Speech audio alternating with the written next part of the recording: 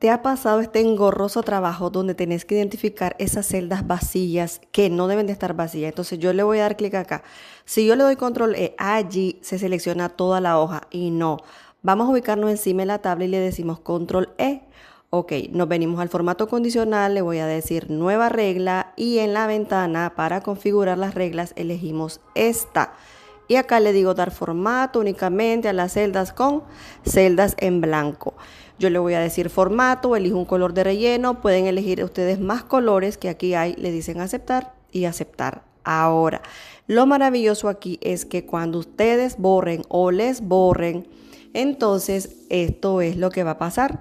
La celda se va a poner en amarillo y ya la podemos identificar que hacen falta datos. Pero si nosotros colocamos datos donde están vacías, pues el resaltado va a desaparecer.